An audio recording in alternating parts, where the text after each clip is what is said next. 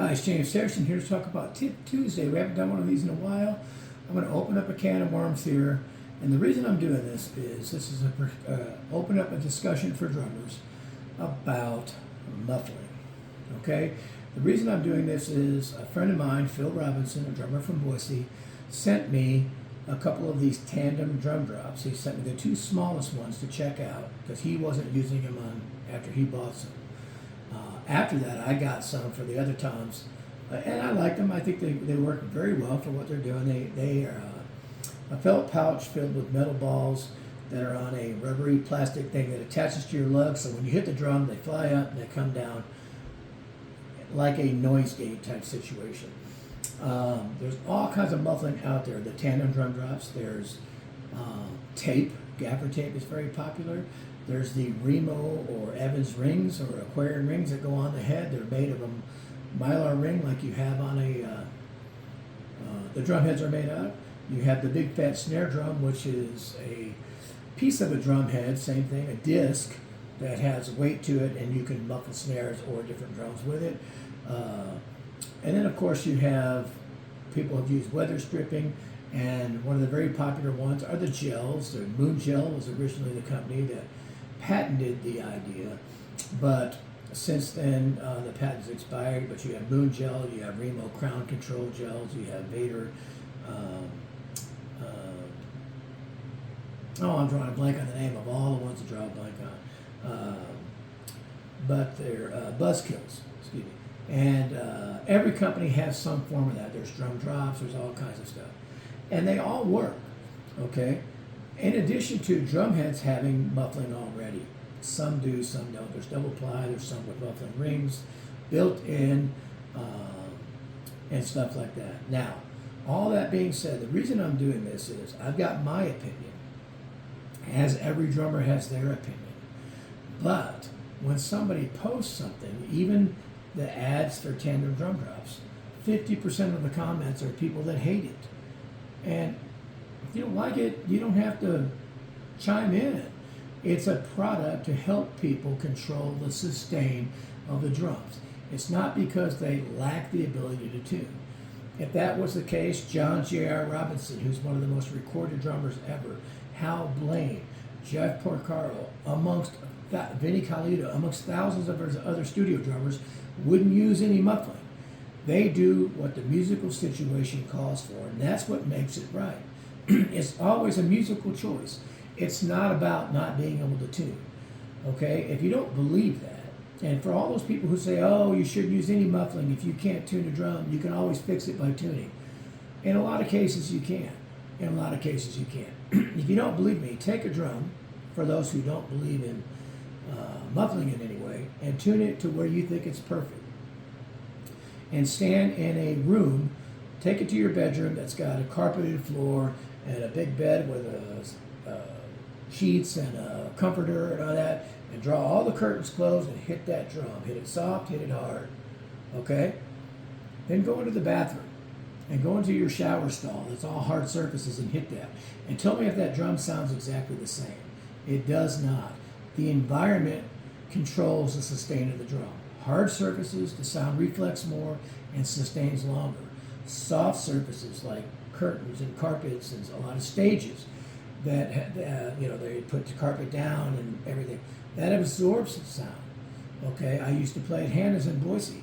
The entire stage is carpeted, including the wall behind the riser I was on, the wall behind us, the side baffles in the ceiling, to absorb a lot of the stage volume, so it didn't just feed through all the microphones. Everything makes a difference in the sound of that drum. Okay?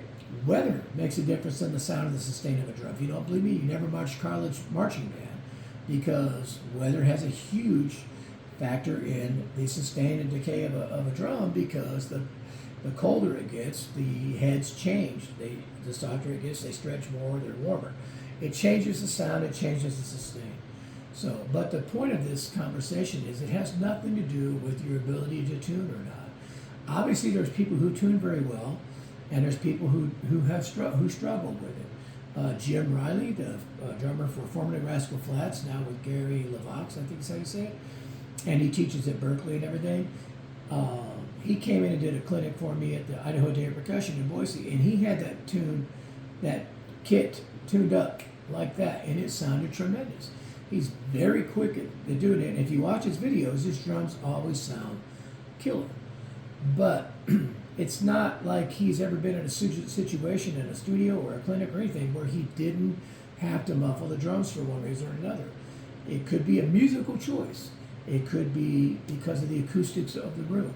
It could be because of the microphones. It could be because it was requested by an engineer.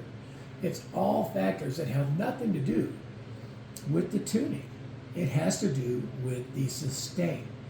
And not everything works the same way. And the same thing for everybody who doesn't believe that you need muffling sometimes based on the musical situation or the area. Again, take that drum and hold it as far as your arm can, hold it down and smack that thing hard. And then put that thing right next to your ear and smack that thing hard. What your ear hears when it's like this close compared to what it hears 3 feet away is completely differently. It's completely different. So when you put a microphone right on a drum, even the angle you put it at or the distance you put it at, all that affects the way the microphone picks it up and how much sustain it picks up, or overtones that your ear just doesn't hear. It's all there. It's all present. It doesn't matter the style of music. Okay?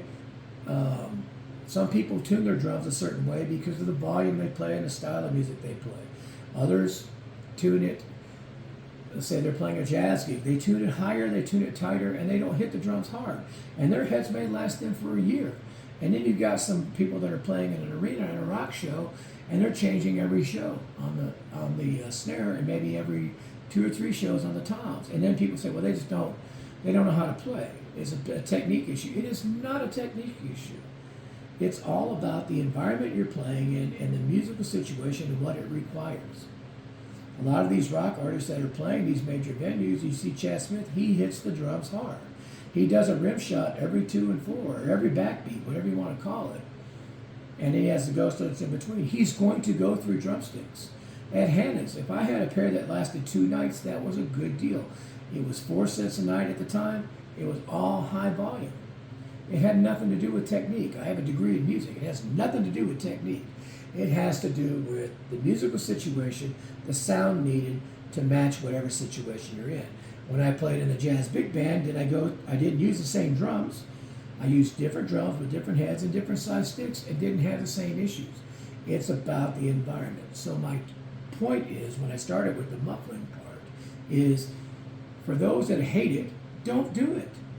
For those who use it, it's usually because of a tuning environment that they need to get it set for. It could be a studio request, it could be an artist request, it could be, again, hard surfaces, it could be all kinds of things. And for a lot of people that are playing clubs, every club you're gonna go into is different. And like I said, every room in your house is different.